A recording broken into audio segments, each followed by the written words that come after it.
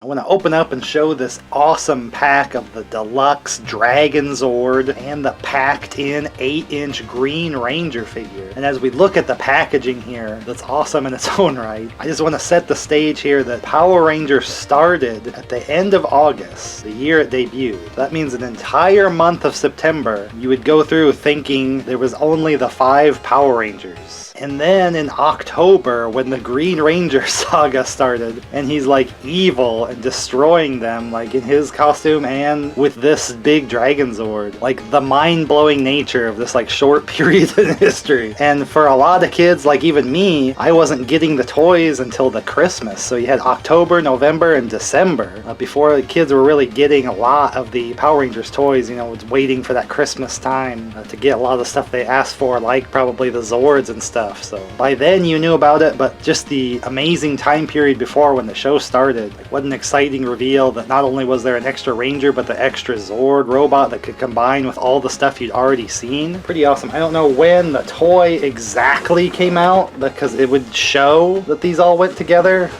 So I'm not sure if you could get spoiled from the toy. I don't know if they held these back just long enough to hide that or not. Because even the Megazord I wouldn't have gotten until the Christmas where this was all like over with. I was lucky enough to kind of save up some birthday money and I bought the 5 big 8-inch Power Ranger figures myself. But this feels like such a bold move that they're just like, they didn't even sell the Green Ranger separate. It was just like, you had to buy this big box with the Zord and that figure. Which kind of cemented in my mind that this size was like the figure for Power Rangers.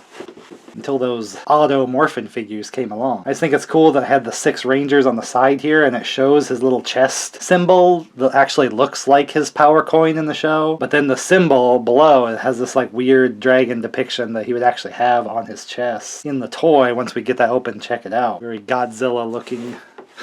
There. Dragonzord was very Godzilla coded, just even in his footage and mannerisms with the suit, special effect and animation of it.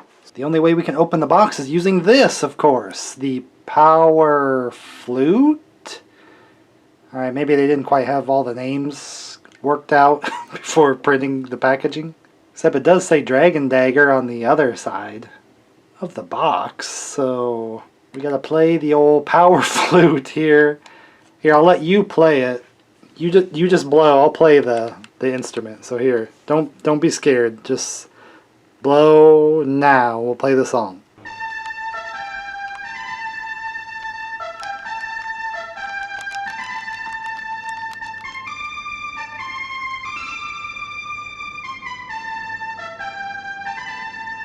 So we want to open this pretty awesome boxed example I have here. It's already been opened, so I've just been put back into the big foam thing here.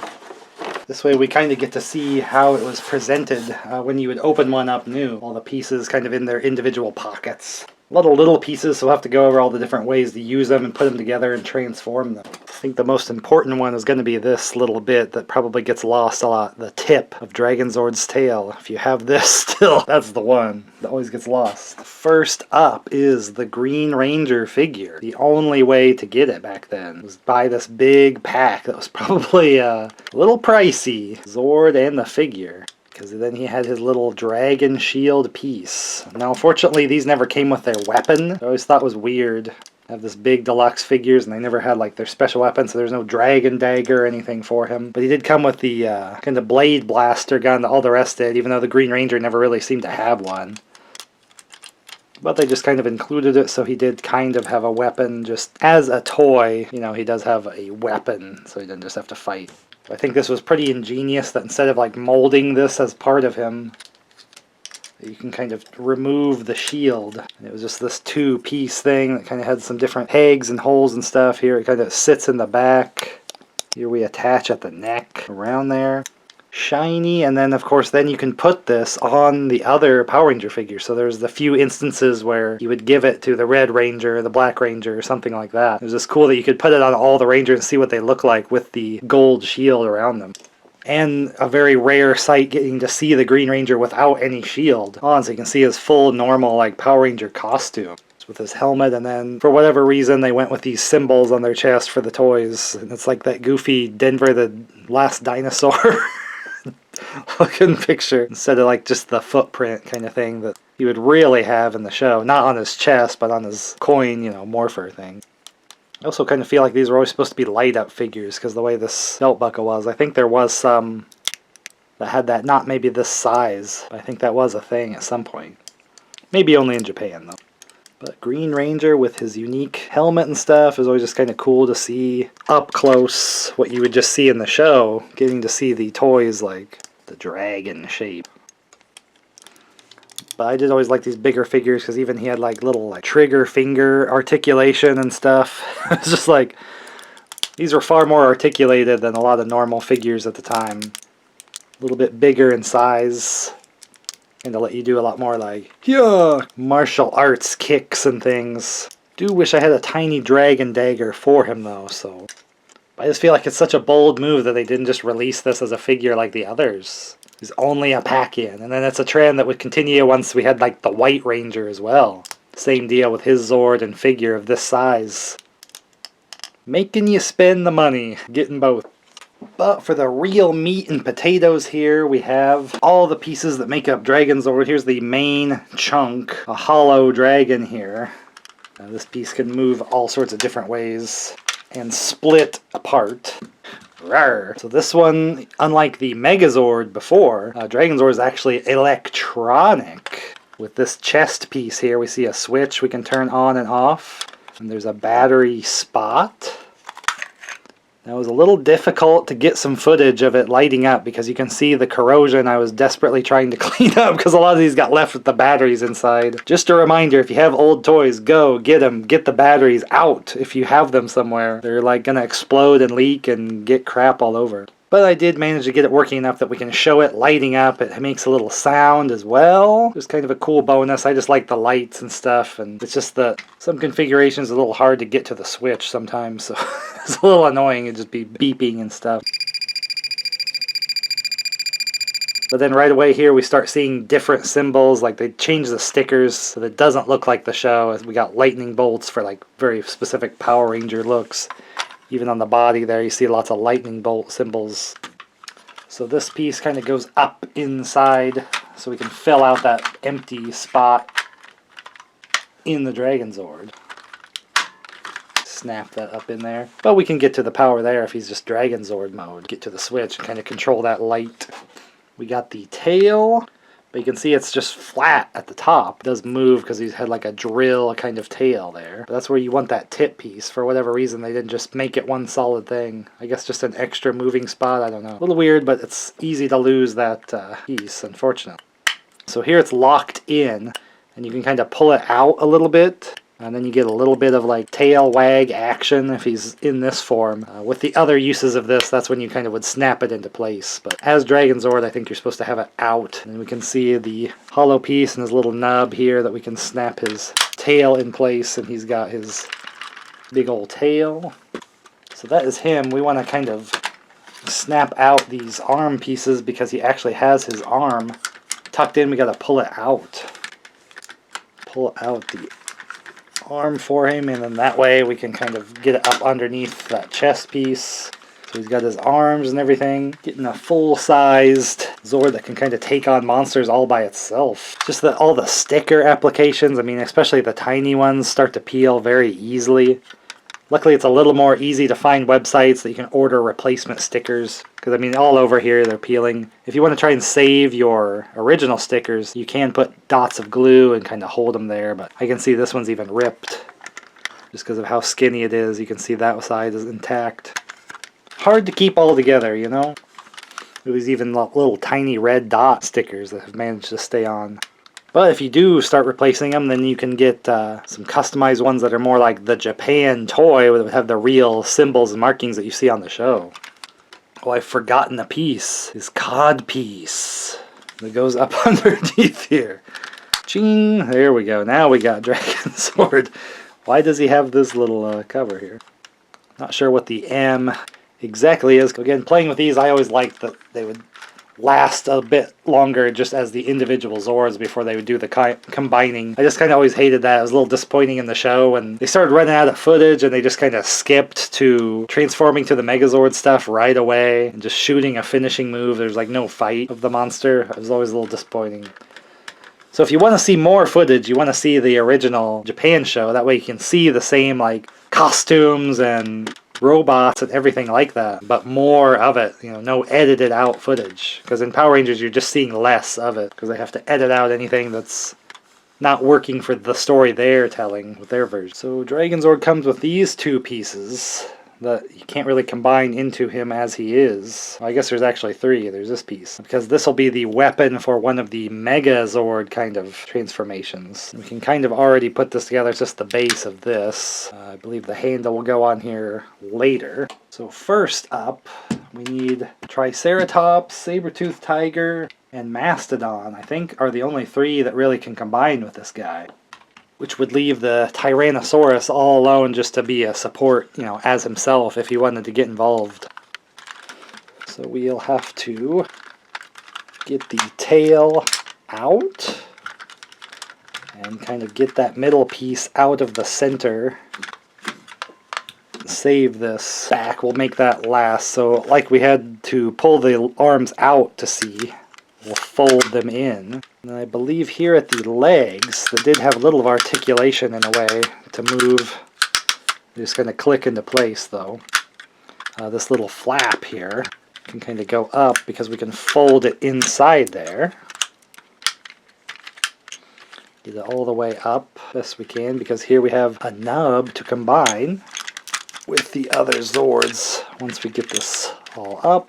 We also will detach this, even though we've done the arms in, we can put them forward and it makes his chest. That looks pretty sweet. That way we can just drop him down and give him the same kind of Megazord legs. Then with the Mastodon, get the head off just like the Megazord before that and give him the same Megazord arms even. To cover up this big gaping hole in his back where that middle piece was.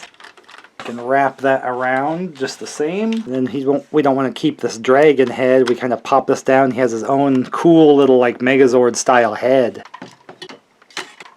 inside there, which does look pretty cool. And with the fin here, if you loosen that, it kind of gets wobbly. So you want to have him in place and make sure that's down. That locks that face into place so it doesn't float away on you. So he ends up a little taller even than the Megazord configuration. We can really see at the shoulder level there. Same build, but just a little bigger, chunkier. We got the Green Ranger included there. It just leaves old T-Rex as a tiny little support. Also alongside the Pterodactyl Zord. So it's just kind of left flying around there. That's where this like column piece comes in here because we can kind of make a weapon for him. We have the chest piece. Actually, it goes on here. Get the shape there so it kind of supports underneath there, lines up with it. And that's where we want to lock that drill into place, because then that even goes on the top. And he's got this huge, tall drill weapon that can't even really hold exactly. It just always shows him holding it like a staff. But in the show, he kind of wield that as like a big spear, but there's not really a way to have him hold it exactly. You just kind of have to imagine he'd be get the monster with the big drill weapon. I guess there's a little nub on the side for this handly piece, so he can hold it. The power drill, and it's saying he can hold that with that handle. I don't know, it's a little off. Just barely goes in there, but I mean, what a weird way to hold the weapon. Like, it's kind of, oh boy. Really no way to be wielding it in any way, but I guess they included the piece. So in the manual, this is like fighting mode for the Dragonzord. I think it's also called the Dragonzord battle mode or the Dragon Megazord. It's a little unclear the exact name of this particular combination. Not one you got to see a whole lot, really. Especially when they started doing the Green Ranger kind of losing his powers kind of story and he's kind of held on reserve. So probably not one I built a whole lot of times either as a kid. Just because this drill thing is a little goofy. It's a little too giant to play with or wield. And then making the Megazord even taller just really dwarfs like the biggest monsters that you had. Like, I was just leaving. Oh, I mean, I was just leaving. Flap, flap, flap. But that is not the end of Dragonzord's abilities. Get all these off here. That's the only way you can kind of combine with those pieces directly that way. So we gotta have a full Megazord here.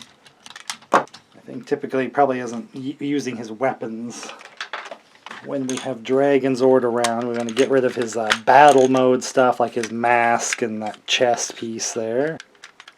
And here's where we're kind of doing this like horizontal transformation. For whatever reason, I always love this one, even though it's like so impractical. Pull back the little horns and ears of the Megazord. I think you kind of put these down too with the shoulder pads so that we can drape Dragonzord over like a giant cloak. How this made him stronger and not just heavier, I don't know. He's just like, oh, I can barely walk now. But something about this was just like really intimidating, where he just like would march at the monster like how can you do anything to me now? Like, seems like it'd be very top heavy, but he just like would march forward. So this is basically what he would look like on the show. I think this is where you'd pop up the little fin on the top. You can still leave those like cannons in the back and everything. And so this is the Mega Dragonzord, or the Dragon Megazord. I don't know which way you want to say. It's just all their 6 Rangers combined. That way nobody's excluded here. But we do have one more friend to add to the mix here. So hopefully we'll get to see him the next time. So again, this is what it would look like in the show when they would transform. But we have leftover pieces here, like the drill tail and the chest piece. I mean, that leaves these still high and dry. For some reason with the toy, just to combine more stuff together, I guess, we pop the drill up under here. So now he has that hanging down. And then this is a nub, you know, up. And we have a nub underneath here down. So this actually goes upside down. And we pop that to hang on there. So this is not very supported very well because it's very heavy. So what I would always kind of skip as a kid is there's actually these shoulder hook things here. It's just kind of not necessary usually to get them involved, but I think this would like stabilize him a little more. Those are coming down to really hook onto the shoulder bit and get it down in there. And he's much more supported that way, especially with this heft of the drill and the other piece. I just feel like he's really stressed here, but I always like this look. I mean, with or without the extras, but I mean, look at how crazy he looks now, but what can you do with this? It's so big. But it was an easy one for them to reuse the footage because it would just shoot like a giant blast to finish off a monster. I mean, it couldn't really fight anyway. Like, what could it do? Like, I can barely move like this. So I think it's just a case of like, you don't forget your first, like my first transforming robots, you know, like your Japanese transforming robot. I didn't have Transformers as a kid, but I had all my Power Rangers stuff, and I can see the appeal. If I would have gotten the Transformers, why it's so cool. It's just like the design of it, that everything fits together, and look at all the colors and everything. Now we have the green more in it with the Green Ranger Zord. And with these, just the different combinations you can do. So it's like, how do I even display all these? You know, do I leave them separate or do I put them all together? It's up to you. And that's why, even as a kid, like if I stopped watching Power Rangers later in this, or like they stopped using this Megazord even, I always kept it out on display on the shelf because I just always wanted to see it because it just looked awesome. Kind of the start of my display dreams. So I've always kept my Zords and stuff for that reason. So it's definitely some of my favorite toys from the 90s that I always keep out on display. I'm finally glad I get to like cover them in a video, like find these like boxed examples so we can kind of open it up and go through all the transformations. Trying to do that with all the Zords I can that I used to watch on Power Rangers.